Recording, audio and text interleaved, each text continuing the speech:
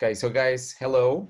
We have the pleasure to have here today Dan Toma. Dan is a rock star. He plays the guitar pretty well.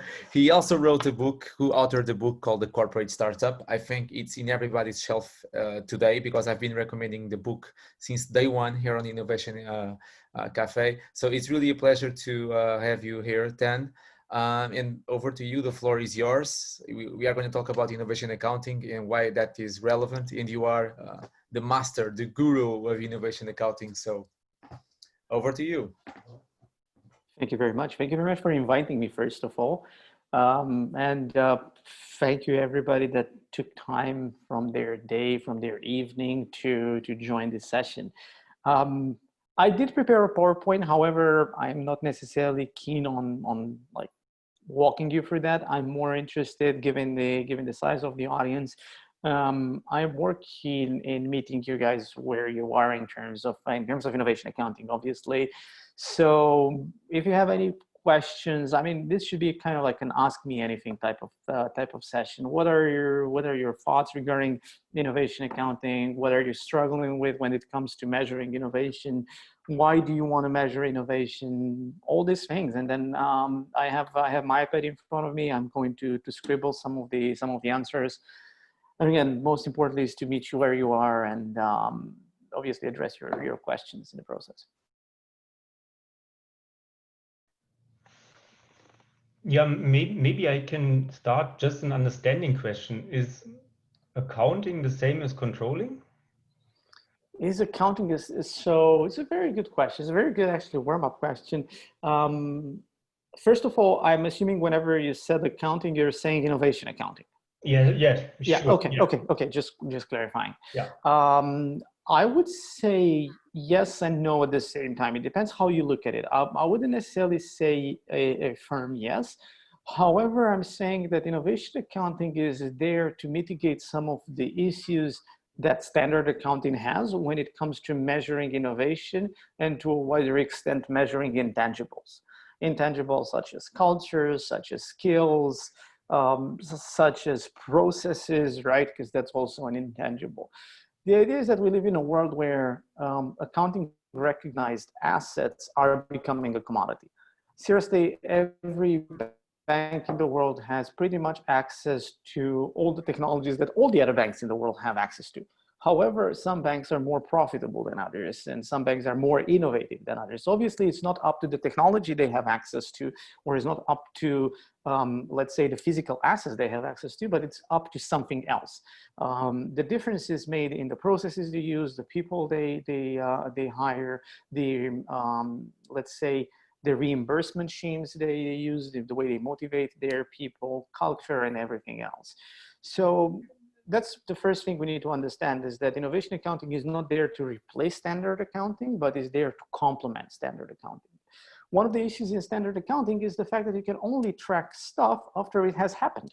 So if you're trying to do something in a project, or if you're creating a new strategy, right? Let's take the example of strategy, because I really like that. It weaves nicely into the corporate startup, into the upcoming innovation accounting book. So take strategy, for example. We as a company, it doesn't matter if we're a bank, or if we're a logistics company, or if we're a software company, we say we want to build a new strategy. And we go ahead and we start developing it and then deploy it. The only way for us to know if that strategy works or not in the current system is to look at the profit and loss. And the thing is that this has a lag to it, right? It takes 12 months to 24 months to see the results of your strategy. You're going to find out if your strategy was correct or not 12 months or 24 months down the line.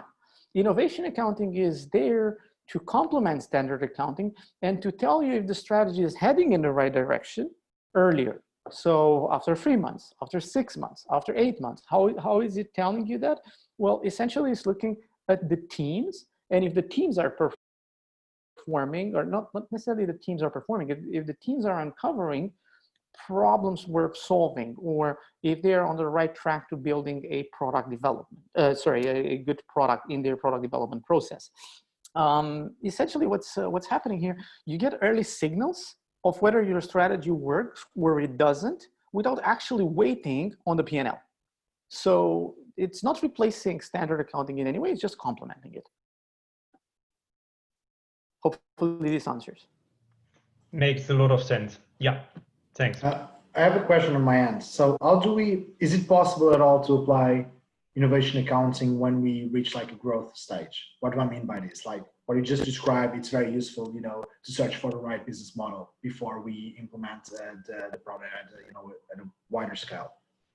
How can we, what do you normally do? What exercise do you do on your end to then continuously like do that like innovation type of accounting when we reach a stage where we deploy it to market, but we need to continuously like innovate in order to be relevant? Right. There's a lot of things baked into your question there, Marco. One of the things I would say is that innovation accounting is not for everybody. Not every company in the world will be able to apply innovation accounting. You need to be fairly mature organization to be able to have the entire innovation accounting system. I think every company in the world can use parts of the innovation accounting system, such as, for example, measuring a team, or such as, for example, measuring the venture arm or the startup collaboration arm of the company. But to have an integrated system, it requires a fairly mature organization. And one of the things we've discovered in the process of deploying innovation accounting systems with large organizations is that there is, however, a common denominator. You cannot have innovation accounting if you don't have a clear product lifecycle. If you don't implement a clear product lifecycle in your organization, call it stage gate, call it whatever you want to call it innovation framework, call it product lifecycle, you just name it. Essentially, if you don't have a very clear framework or image of how things pass from one stage to the other, you cannot have innovation accounting. Why? Because innovation accounting, one of the principles of innovation accounting is to be able to ask the right question at the right time. And I think this is what Tendai usually says when it refers to innovation accounting. We took it one step further and we said that innovation accounting is about identifying the key success factors for the maturity level of that particular venture, and then only looking at those key success factors for that maturity level. Again, this is, I would say, this is common knowledge for a startup or for venture capital investors. Venture capital investors are never going to ask about your annual recurrent revenue when you launched your startup 3 months ago. It's probably going to ask you how many customers have you acquired? Was the problem validated? Was the value proposition validated? Was that validated at scale or just qualitatively?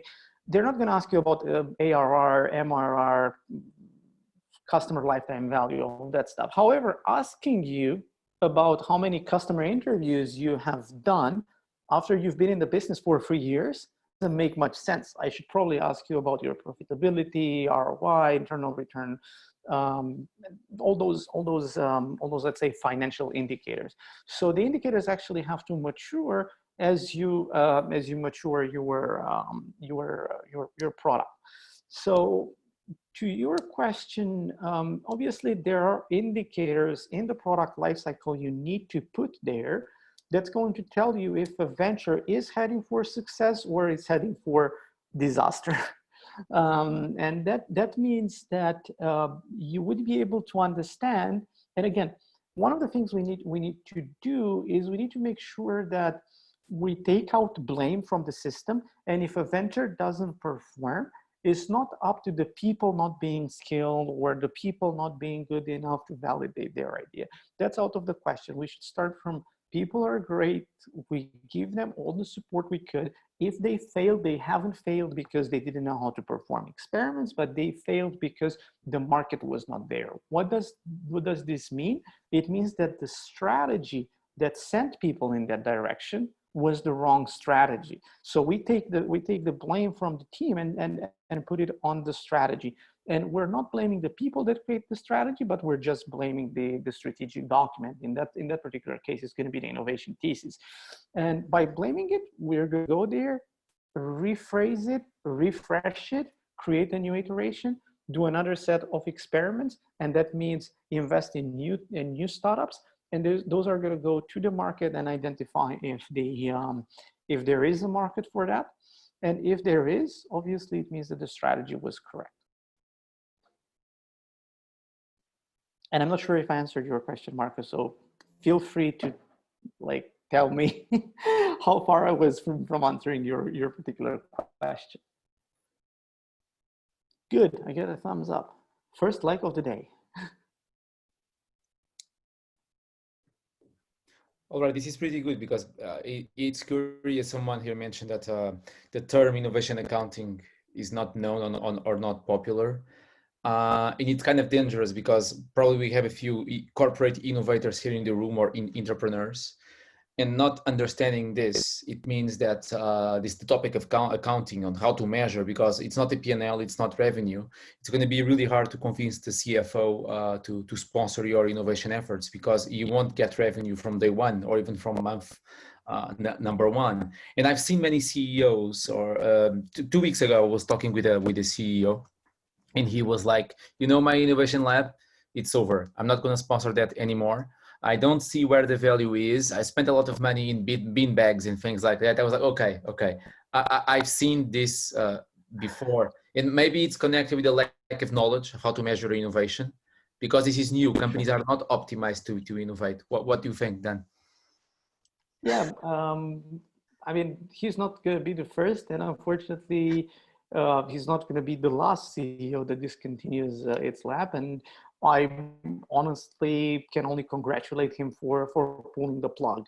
I've never been a fan of innovation labs, and I'm never going to be a fan of innovation labs, or at least not in the way they are set up today.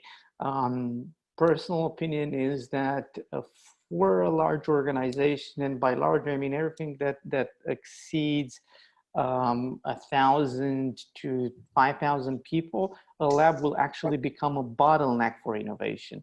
Why? Because you will just not have the capacity or the capability to do all the innovation required in one place. Imagine a company, and again, imagine a company of 50,000 people, right? A 50,000 people company, let's say 1 in 10 comes up with an idea. And the idea is great, by the way. It's not Kaizen type of idea, so it's not constant improvement. It's actually new products, new revenue, right? So all of a sudden you have 5,000 ideas. You've just been promoted as the head of that lab. How many hours it will take you to read the brief for 5,000 ideas? Don't answer.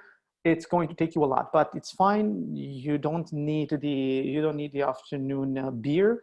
You're going to work over the weekends, and I'm going to give you 10 interns, and you guys are going to finish that in 1 week, let's say. So all of a sudden you've went through 5,000 ideas that you filtered, right?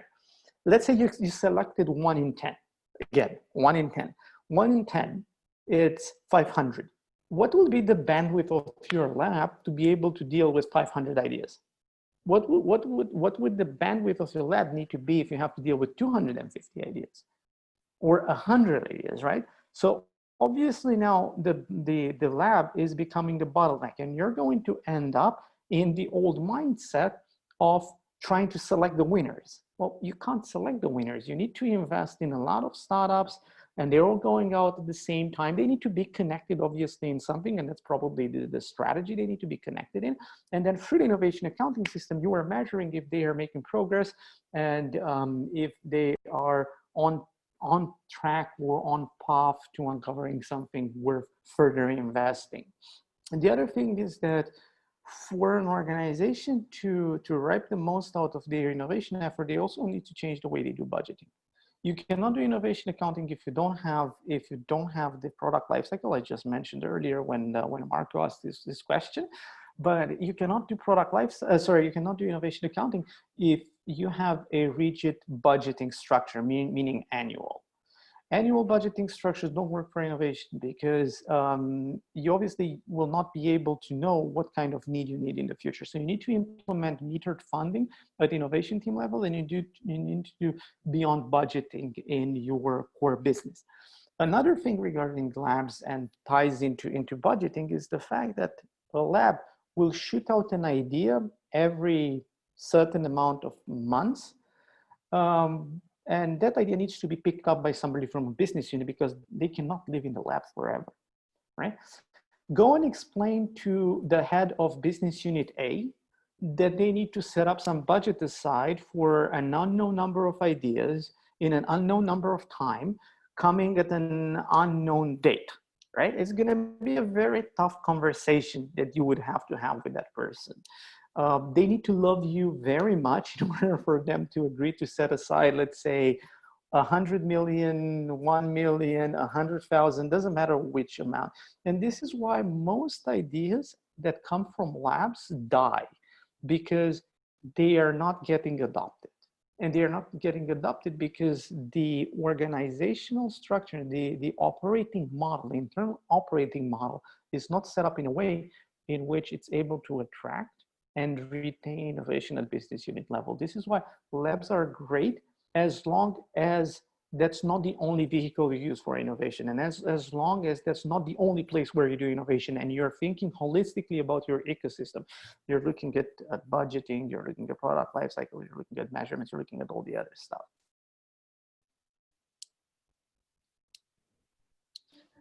Thank you very much, guys. Feel free to unmute and ask questions.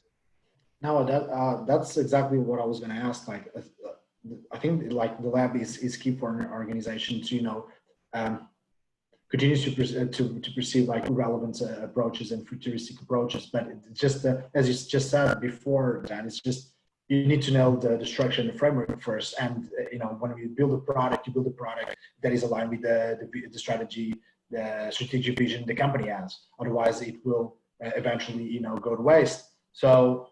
But I do see the whole framework being set up in the lab where they receive the priorities and the vision that the business has, so that when you build a product is also aligned with the key trends and the research and the problems that we want to focus on specifically. And this is my opinion on why I see the labs being so important for agents and transformational innovation as we look to the further horizons of growth, rather than just to come up with a proposition that we can deploy to market in the next 12 months, in the next 3 months that is going to be relevant for the next 12 months. And but again, it all comes down with nailing down the right structure so that we make sure that everyone is contributing the right way, right? Mm-hmm. I don't know. I'm not sure if from an innovation accounting it's aligned also with your perspective. No, for sure. And again, the system needs to be in sync. This is why I keep saying that innovation accounting is not for everybody. You need to have a mature organization that's able to benefit from an innovation accounting system. And not just that, and not just in sync. The elements of the ecosystem need to essentially be equally matured.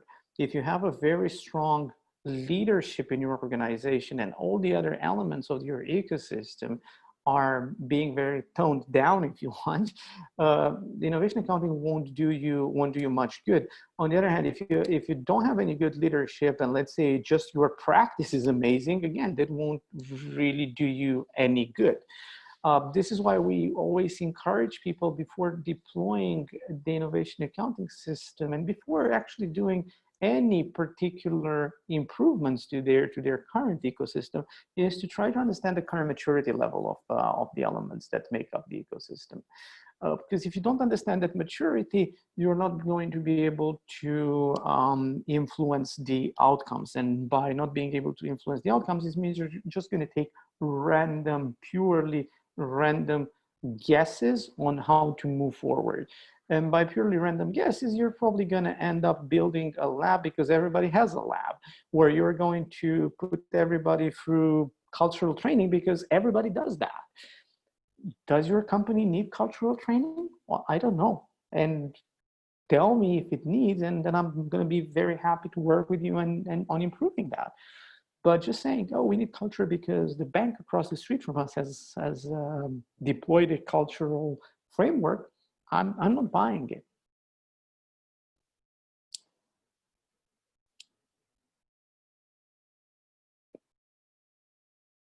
Any other questions? It's not every day that we have the pleasure to speak with Dan, so feel free to unmute. Are you guys using any type of here in the audience?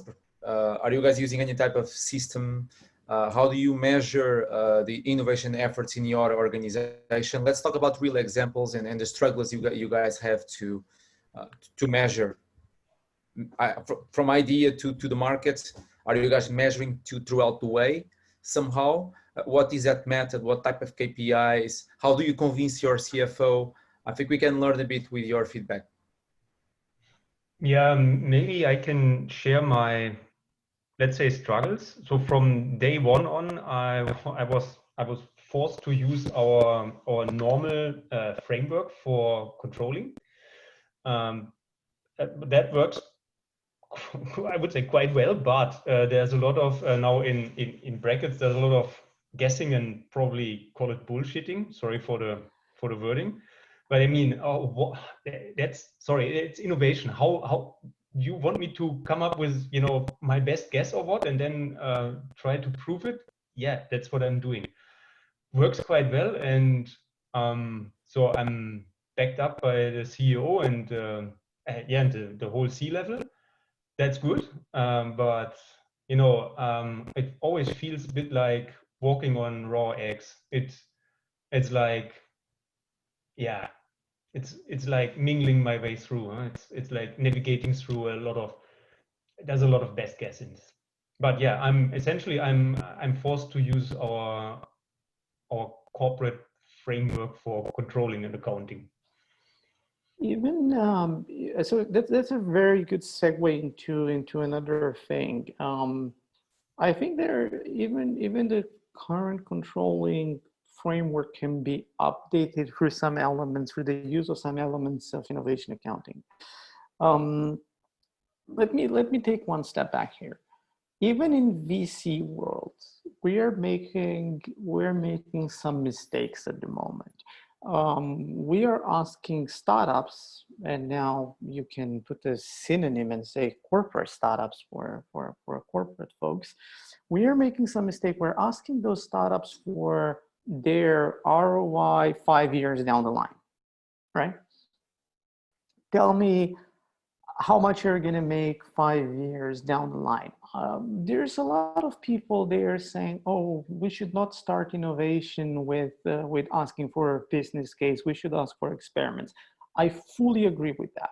I fully agree with the fact that you should not ask a startup for their business case day one. However, 2 months down the line or 1 month down the line, you might ask that question. And you are totally correct to ask that particular question. So nothing against that question. However, the way the question is being asked and the way the answer is being given can obviously change. What do I mean by that? Nobody here can predict what they are going to do next year.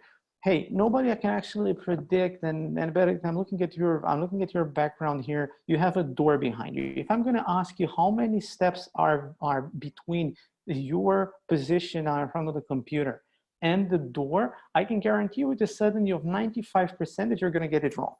You honestly cannot predict how many steps you need to the door. And however, you can tell me that there are in between 7 and 12 steps, and then you will be very accurate, right? If you give me a range, you are going to become very accurate. So I think the conversation in the business cases need to shift from tell me where you're going to be 5 months down the line or 5 years down the line to give me a range of where you're going to be 5 years down the line. And as things progress, as you get more data, then your estimate is going to get better. And in engineering, there is a methodology called Monte Carlo. And in Monte Carlo, I'm just going to share my screen here for a second because I need to draw this. Otherwise, this might become very difficult to follow. Let me do this. And I'm hoping that everybody can see my screen now. Yeah. So essentially, I'm asking you for revenue or for an estimate of revenue. Estimate of revenue in 5 years. Doesn't matter what I'm asking you. This estimate of revenue, it's made up of different variables that are part of your revenue model. or your profit model or whatever. I'm just putting random connectors here. In Monte Carlo, you basically need to give an upper bound and a lower bound to each one of the indicators. To each one of the variables. Sorry, this is variable 1, variable 1, variable 2, variable 3. What does upper bound and lower bound mean? I'm asking you basically for the best case scenario. Best case scenario is going to be 10,000. I don't know what that 10,000 means. Worst case scenario is going to be 5,000. Plus, for the other variable, it's going to be 550. The other one is going to be 100, 1,200, and 100, right? These are your initial best guesses. This is the CFO coming down to a team 3 months after they've invested and asking them for ranges. And they're going to be like, okay, this is what I think I will be able to convert. If you plot it in Monte Carlo, you're going to end up with a histogram. And a histogram looks like a bell curve. Essentially, the histogram is telling you that you have the highest likelihood in between here and here, and an X probability. This is probability, this is outcome. And usually Monte Carlo is computing somewhere between 10,000 and 20,000 cases, up to you to set it up the way you want. Your first estimate is going to be very, very wide, right? Going back to the example of how many steps in between your position in front of the computer and the door behind you, you're going to say, well, obviously it's not less than 2 steps, because otherwise the door would be just behind me. And I'm guessing it's not going to be more than 1,000 steps, because that's how long it takes for me to get to the supermarket. So the door is somewhere in between, right behind me and the supermarket. And that's fine, because early stage, you actually don't know where the door is. However, as you progress your idea through the product life cycle, you are able to go back to your estimate formula and say, hey, you know what? We have actually ran a lot of experiments on this particular variable. And we know from the experience of having run all these experiments that we never converted better than 400, but never worse than 100. All of a sudden, your range becomes way stricter. This translates to your new histogram looking more like this, rather than being super flat. It means that you have a higher probability and a narrow margin,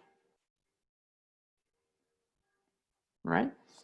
And you can do that as your program, as your product progresses through the product lifecycle. You can do that essentially for every single variable, because at the end of the day, that's the purpose of your activity as an innovator, is to basically validate / invalidate the assumptions behind your business model. And those assumptions are, how far is the door? That's one of them. And it can be 1,000 steps, which, you know, it's not realistic, but it can be about 5 steps or 10 steps. Why? Because you already started doing some experiments that put you to the door. And now you know that, hey, I'm always in between and between. And again, this plays very well into the conversation with the CFO, because now you're able to give them ranges, not finite points in time. Hey, I'm not going to make 5 million. I'm going to make in between 2 and 7. And the probability is X, Y, Z. And then their conversation, their reply back would be, can you please increase the probability? By them saying, please increase the probability, they're essentially asking you to perform more experiments to tighten the limits, tighten the difference between the upper bound and the lower bound.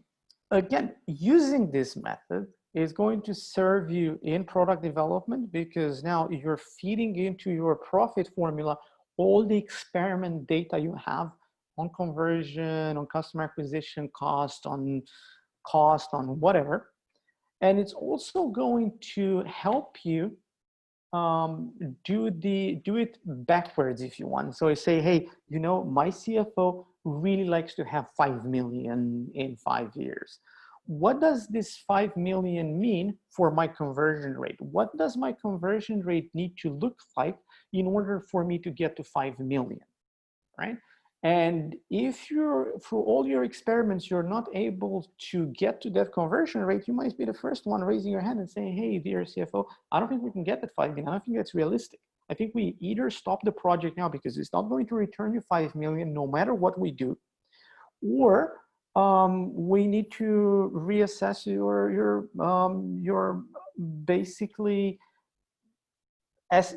expectation of us, right? Don't expect 5 million, expect 2 million from us, or obviously in between 1 and 3 million. The other thing is that if you're using this method, you're able to start being able to prioritize your product development. For more mature ventures, this is going to be great, because I've been a product owner. I know that I only had 13 development days to play with for the next quarter. What do I do with those 13 development days? Do I create a new feature? Do I try to improve the onboarding? What do I do? Well, I go back to my formula. I go back to my product's revenue or profit formula, and I say, okay, if I am going to put the money into improving onboarding, what will that mean for my revenue, versus what will it mean for my revenue if I take the same 13 hours of development and put it somewhere else, put it into, let's say, customer acquisition, put it into conversion rates. Does it make more sense to put it in conversion, or does it make more sense to put it into onboarding? What will the estimates look like? What will be scenario A, scenario B as a product owner if I put those hours in A or I put them in B? And I'm going to pause to let you guys ask questions, because I think I went down the path of highly advanced math. It will be a good exercise to call the CFO and talk about the Monte Carlo method. I think he will be definitely impressed just by talking about the method and showing a few numbers and graphs. Now, this is a very good example. And as far as I remember, I think I went through this during my PMP, Project Management Professional Training, a few years ago. This is one of the techniques to estimate. All right, guys, questions, doubts, feel free to unmute as usual. If you are shy, that's fine. Just drop a few lines on the chat window. We can read. I'm curious about more examples as well. I guess you guys are probably struggling to convince someone to approve your innovation efforts. We have someone here unmuting. Please feel free to ask a question. Yeah. Go ahead. I'll go afterwards. Okay, thank you. So I wanted to ask the question, as I already said in the chat, that I'm kind of new to this concept, and I'm kind of work in like innovation mediator in between, where we scout startup for corporates. And I wanted to ask, normally they have the problem when we scout the startups and when they try to convince them while investing with their corporate venture capital arm, and mainly the focus is more like a strategic investments. So so normally they find this problem convincing their upper management why this process we should go running afterwards, because they have to convince us with some financials. So is there any way that we can use the innovation accounting method to convince them, or is there any specific KPIs that we should measure when we go with the strategic investments kind of part? You're trying to convince them of doing the CVC, or you're trying to convince them to invest in a certain venture? I'm just trying to clarify what I'm asking. I'm trying to convince them that we should run this CVC business unit forward, but the upper management, they only understand in terms of financial, but CVC focus is more like a strategic investment. So not all the time. I mean, my point is not all the time we have to convince them with financial benefits. Right. If I would be in your situation, I'll always try to shift the conversation a bit to the cost of learning, cost of failure, and time to market. Give them the cost perspective. Don't necessarily give them the benefit perspective or the revenue perspective, because that's going to be difficult to quantify. But always try to give them the cost perspective or the cost benefit perspective, meaning that, hey, internally, historically speaking, you've invested X amount and this is how much you got. That means that your cost of success or cost of failure is this. If you go the CVC route, you're going to spend obviously a bit more upfront because you're acquiring a stake into an already validated business model. But however, the chance of that going belly up are very slim because that's already a validated business model. Also ask them, it's fine, you don't want to do CVC, how long it will take you to put an idea into market in that particular problem space. And they can say, well, 6 to 8 months or 8 to 12 months. Well, ask them how much the world has changed in the past 12 months and see what they think, right? And they say, hey, actually it makes more sense to acquire somebody that's already in that space. But again, always have the conversation, go back to what is the current state of business, current state of affairs in their own company. Is it more profitable to do CVC from a cost perspective, or is it more profitable to do it internally? Do they have the capability to do it internally versus externally? Or does it make sense for them to do it from a strategic perspective? Sometimes you just don't want to do it from a strategic perspective and you want to actually own that particular knowledge and that particular asset. So there's different ways to frame it, but again, common denominator, if you're facing finance-driven, finance-minded people, I would always bring it down to cost and time to market. Yeah, perfect. Thank you very much.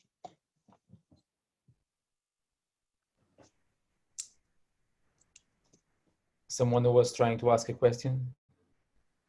Yes, it's Mark here. It's a more reaction to what you just shared with the Monte Carlo method and what you said previously about the system that you have for innovation. So as you went through the advanced mathematics, so thank you for turning my brain cells on. But as you went through it, what I was making links with is that at each stage of, let's say we're using a stage gate process, that there are set variables which are the unknowns at each stage, which you want to find out. So I guess my question is, and I guess I might know the answer to it, but what are some of the variables in each stage of, let's say, product maturity would be useful to help you tighten that curve? Good. I would say, first of all, your revenue formula is pretty much going to stay the same unless you are making a major pivot. So unless your idea moves from we're going to sell products to we're going to go to a subscription model, your revenue formula stays pretty much the same throughout your maturity. However, as you progress in your maturity, there's different variables you're focusing on at different moments in time. Initially, you're, for example, focusing, let's say variable 1 was total addressable market, serviceable addressable market, or serviceable obtainable market. Well, initially, in the early stages, when you're trying to validate desirability, when you're trying to identify if there is a problem worth solving, you're essentially trying to validate what's the upper bound and lower bound on my market. How many people are there in the market suffering from this problem? And how does the problem look like for this particular group of people? After you're done with that, and you're never actually done, you're actually changing the qualitative input to quantitative input. So essentially, from asking 5 people at the train station, you're doing an ads experiment where you're asking 5,000 people online. So this becomes obviously more accurate. But as you progress in time, you are moving on to the next variable, which can be, I don't know, acquisition.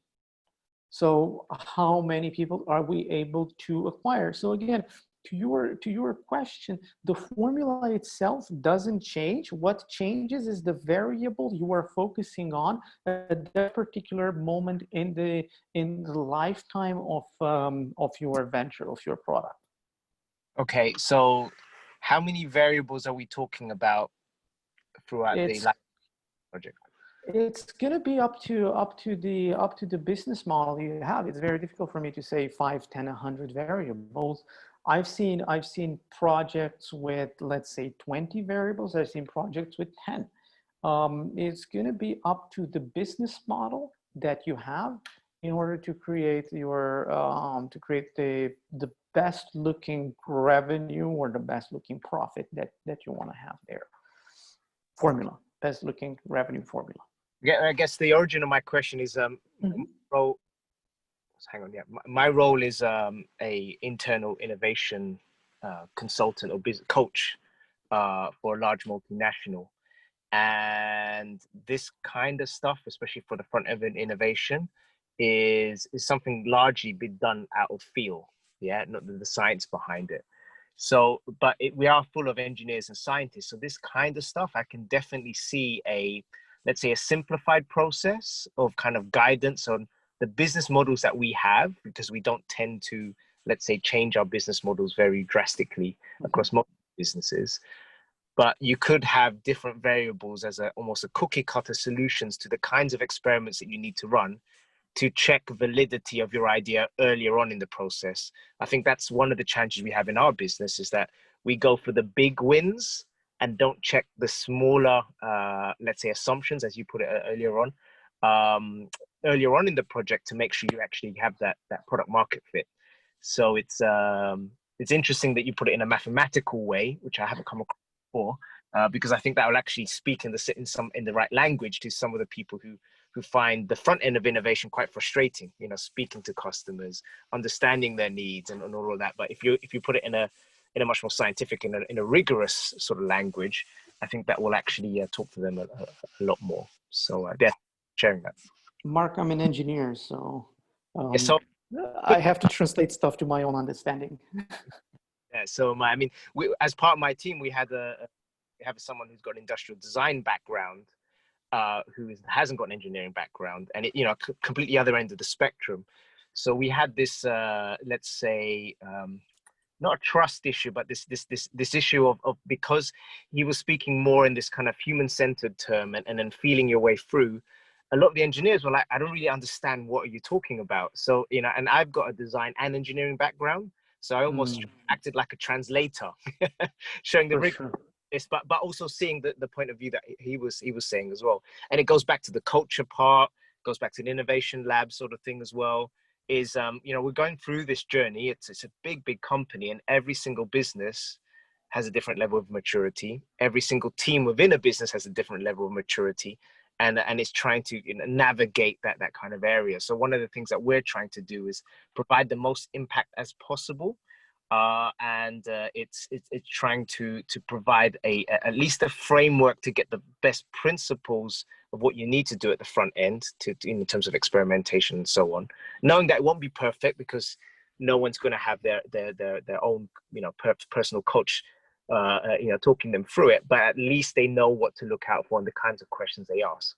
So that's the kind of journey that I'm on at the moment. My personal suggestion for that, and I'm zooming in here trying to use this space, my personal suggestion here is, if you have a product lifecycle, and I'm drawing it as a funnel, right? Let's consider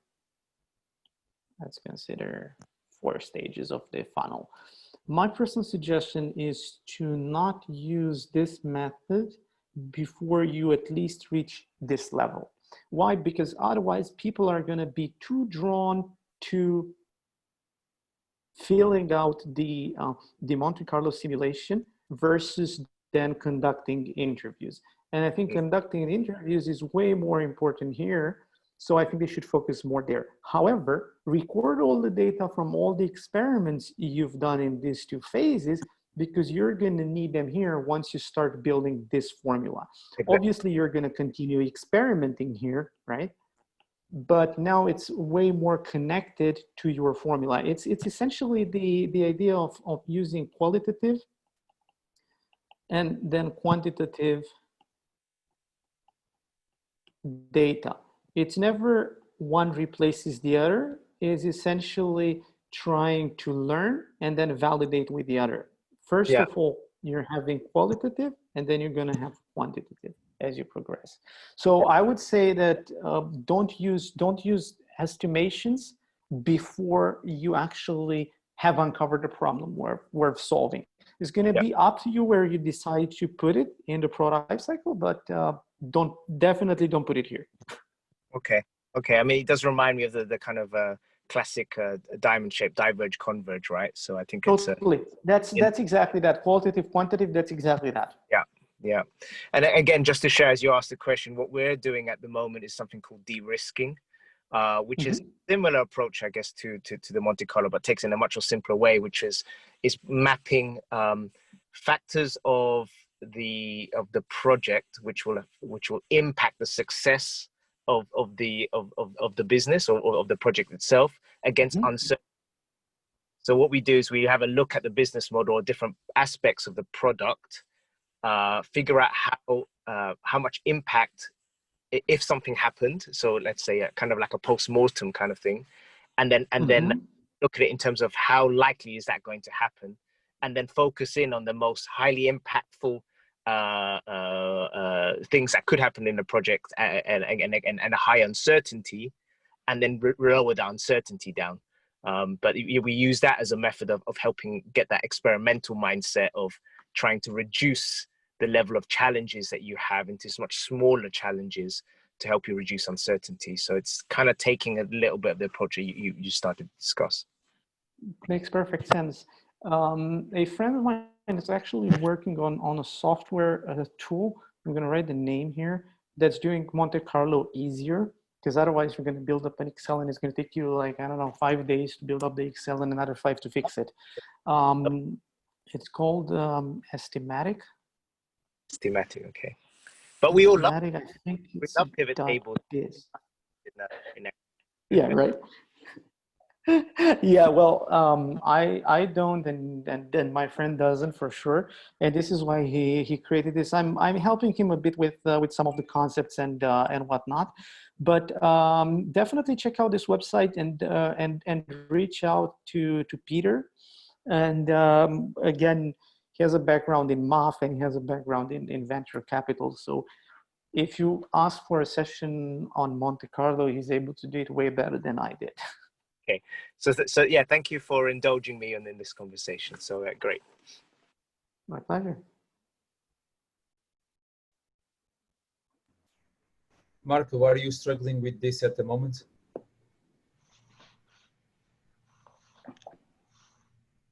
Trying to find the mute button. It's on the left. Sorry, definitely. I'm basically helping redesign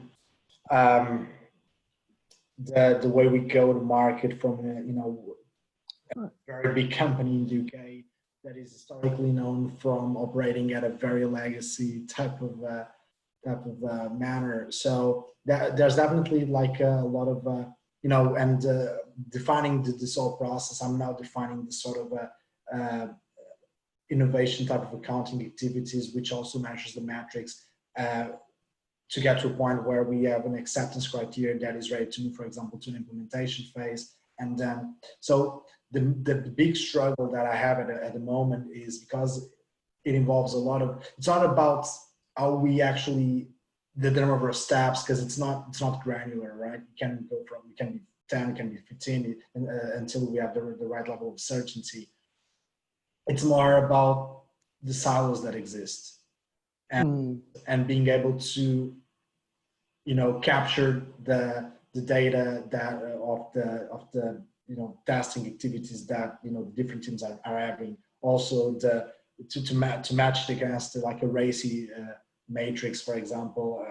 Where does in terms of designing the experiments, if we want like the strategic team and division team to take the experiment, what is the sort of a line that defines what is the sort of the goals that we want to achieve after the experiment and what we want to learn. Because some, an objective can be different for a central team that is different to a division team and the level of acceptance criteria. So there's a lot of still silos and that needs to be tackled. But yeah, it totally makes sense. I'm loving the conversation so far. The product lifecycle should be something that you have the entire company agree with. You cannot have a product lifecycle for business unit A and have another product lifecycle for business unit B, because those people are not going to speak the same language. And having clarity is probably one of the primary things that's hindering performance. Yeah. The lack of clarity. So I would say that if you go down the path of creating a product lifecycle with acceptance criteria or key success factors for every stage and acceptance criteria for moving from one stage to the other, then you should have that agreed on by the entire group, by the entire company. At one point, maybe some ideas need to migrate from one business unit to the other. Again, it's going to help people speak the same language. Yeah, absolutely. That's what I'm sorry. Don't start from the beginning. Try to get everybody to agree. Pilot it in one business unit, get the most learning there, get the best experience you can there, get the best lessons learned, and then go to the next business unit and say, hey guys, do you want to pilot this? The other business unit did it. We are happy to tailor it to your needs, but we think it's going to pretty much look the same because we're in the same company. Unless you are working for a company, say for example Siemens, where in one part you're building a train and in the other one you're building a lab equipment, and then probably in that case the product lifecycle might look a bit different, I would say. Yeah. But for normal organizations, it's usually pretty much the same. The only thing that will vary from business unit to business unit is the actual measurements of the pipeline. So how long does it take to progress from one stage to the other, or how much does it cost to be in one stage or to move from one stage to the other? Because obviously you cannot compare an experiment in retail banking with an experiment in wealth management.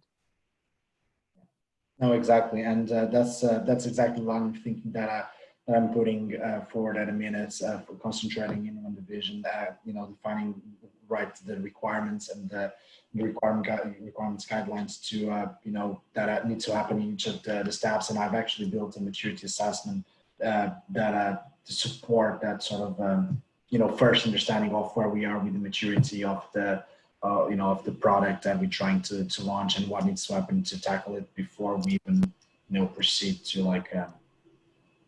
yeah, it's challenging but fascinating at the same time. Yeah, we have a question. Thanks, Marco. We have a question here from Benedict. A very good one. How to measure or track basic research, which will go later into various projects. How to allocate these accurately. How to measure, track basic research, which will go later into projects. It's a very, very tough question, I would say. Measuring basic research where R&D is pretty difficult because there's a lot of guesses that go into that estimate. I wouldn't struggle that much on measuring, to be honest with you. I will just try, in my opinion, again, I'm not an expert in R&D or research in any way. I would primarily focus on the conversation. Why do we need R&D? So I would shift the conversation from how do we measure it to the fact that it's a hygiene factor, meaning that I mean, you know what hygiene factors are, right? It's essentially that you can't live without, but you're definitely going to die if you don't have it. Oh, you can, if you wash your hands, you're not going to get better if you're sick. However, if you don't wash your hands, makes absolutely sense. That always what I say when it comes to salary or incentive schemes or whatever. that's a hygienic factor for me. Exactly. So I think the same is with basic research when it comes to measuring. I don't think we should spend that much time within a company trying to measure that, because I honestly don't believe it's such a big cost, or at least it shouldn't be such a big cost.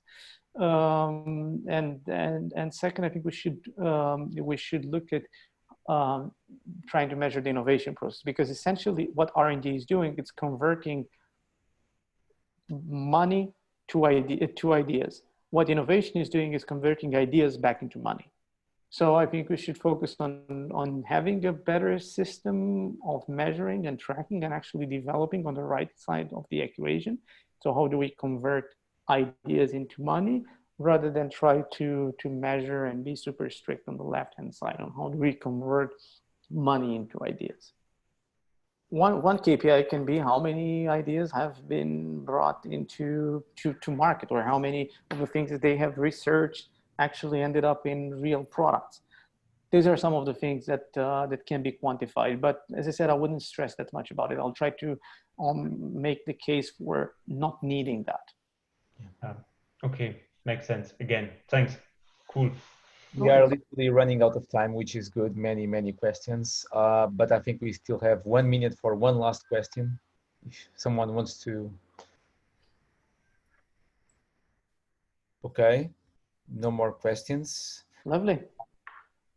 Brilliant, right? So my point of view here is that to become a professional corporate innovator, we really need to understand the topic of innovation accounting. Probably it's not as sexy as running design sprints or design thinking or beanbags inside of the innovation lab, but that can easily translate into let's shut down the lab, let's stop innovation theater if we don't know how to measure these type of efforts. And when there's a pandemic, a COVID-19, usually what people do is no budget for things that are not critical or essential. So if you don't have the numbers, if you don't have the facts, some way to demonstrate that you are on the right path to add value, to come up with the next big thing, whatever, all of that theater will be useless. That's why it's called theater. So I will recommend all of you to study a bit more about this. Of course, read the Corporate Startup book, The Old Testament. I guess something new is coming up. When is your new book, the Innovation Accounting book, be released on Amazon? Actually, we're hoping to release a pre-sale on the website, on innovationaccountingbook.com, in the coming month. That will give you access to the first half. There won't be the interviews there, and there won't be the worksheets there. I can totally promise you that. We just didn't have time to do it. But what's going to also give you access to, and this probably has to do with the way printing shops work, or the publishing industry for that matter, is the fact that once we are done and we have it in PDF, it's going to take 2-3 months before we are able to release the ebook and the printed book. If you are going to be part of the pre-sale campaign, you will get access to the final PDF, essentially the manuscript we send to the publishers. You're going to have super early access to the full book if you jump in on the pre-sale once that starts, hopefully in a month or so. All right, so I will certainly share with the community. We are 300 at the moment inside of our Slack channel. That will be amazing. I will do that for sure. And I guess people will need to buy this book because Dan is here today. So let's support Dan. We need Dan. We need to learn a lot more from you. I'm sure of that. Thank you very much. I'm learning from you as well. Thank you. And next week we are going to have here another co-author of the Corporate Startup. It's Tendai Vicky. Also the author of Pirates in the Navy, a book for every one of us as entrepreneurs, corporate innovators, or crazy people, you name it. And I'm very glad to have people like you, Dan, here. So again, thank you very much. It was a pleasure to host this session. And hopefully we can all stay in touch and learn with each other. That's the whole idea of the Innovation Cafe. My pleasure. Thank you very much. Have a good evening. Enjoy the evening. Enjoy your rest of the day. Bye-bye. Thank you. Bye.